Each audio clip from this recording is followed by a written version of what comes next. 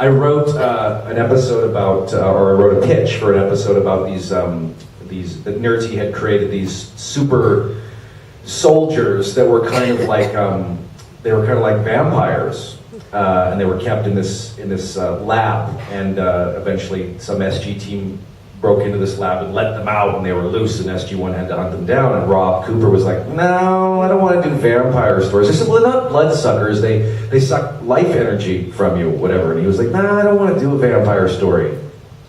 The next year, they made The Wraith from starting to end.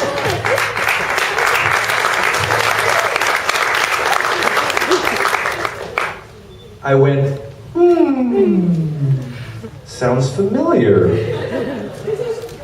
It's a very political structure when it comes to writing. There's a lot of bosses, and the episode that I'm credited for writing the whole way through, I'm not sure how much of it was actually mine at the end of the day.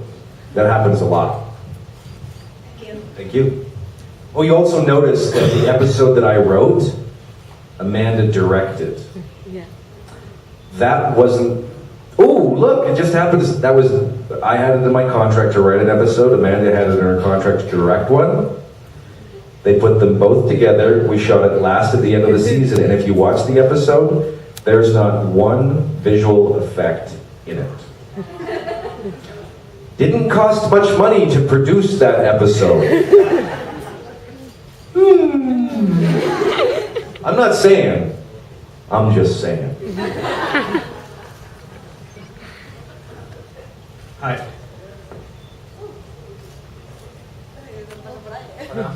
Yo quería preguntar cuándo y por qué, cuándo supiste que querías ser actor y por qué. The question is, when did you know, or what did you do to be an actor? When did Why? you? When and why? What's become an actor? I'd always done, since I was little, I'd always done a lot of plays in school and things like that. I'd always kind of wanted to be an actor, but I lived in very small towns in Canada, and there wasn't much of an industry in Canada at the time. So it was kind of a pipe dream, the idea of moving to Hollywood and becoming an actor that way. So I actually went to business school in university. Switched into the theater program later on, even though, because I'd done theater the entire time growing up and I wanted to do it, but it was kind of unrealistic. And so I went to theater school after taking 2 years of business school, and the industry was picking up in Vancouver, and that's kind of when I became a professional just after that. So it just kind of happened that way. Unfortunately, there was an industry to go to, otherwise I don't know what I'd be doing right now. God knows what I'd be doing right now. Yes, it. Yeah. Is it? What will you do? I don't know. I really don't know. I'd probably be like working for some marketing department selling you like cheese doodles or something, you know. I know.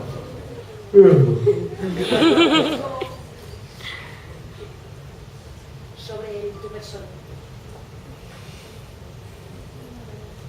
Tu personaje, que al principio es muy pacífico y poco a poco se va volviendo luchador, pero toda la serie también es así. ¿Es por algo en concreto? ¿Fue más bélica o es algo que te da esa sensación? Your character in the beginning is more pacific than in the end. It's becoming more and more a warrior. And the whole series have this thing, the whole series is becoming more and more aggressive. Is for something in particular? Or? I do know that when I left the show after season 5, one of the complaints I had was that they weren't making use of the character very much. And so when I came back, it's an action show. And so Daniel, in the first 5 seasons of the show, did a lot of what I called cowering bravely in the corner. While everybody else fought and kicked ass and whatever, Daniel's like, oh.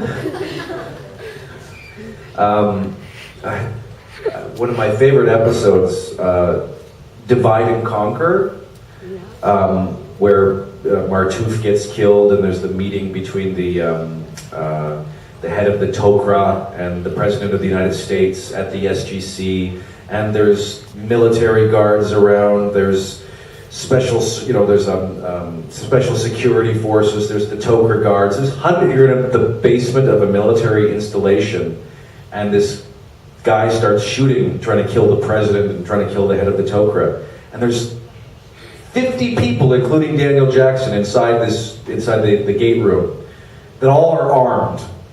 And yet O'Neill comes running from 10 floors down, bursts through the gate room door, and is the first to actually get a shot off.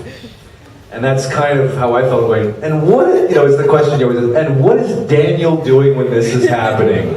Please don't cut to me, because Daniel's cowering bravely in the corner.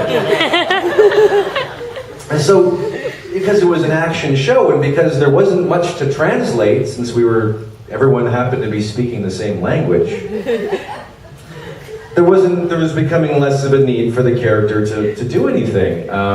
So when I came back to the show, they sort of said, well, listen, in order to get you more involved, the character's going to become more action oriented. And I sort of said, well, that's great. If that's the way the show is, that's what I have to do. And so that's kind of what happened as a result of that. It became much more, just much more involved in the action. And as the show progressed, it became much more involved in both aspects, in both with the new races and the new bad guys, the Ori. He became much more involved in the central part of the story. So it worked out well, in my opinion, anyway. For me, selfishly. It's all about me! I think this guy Yes.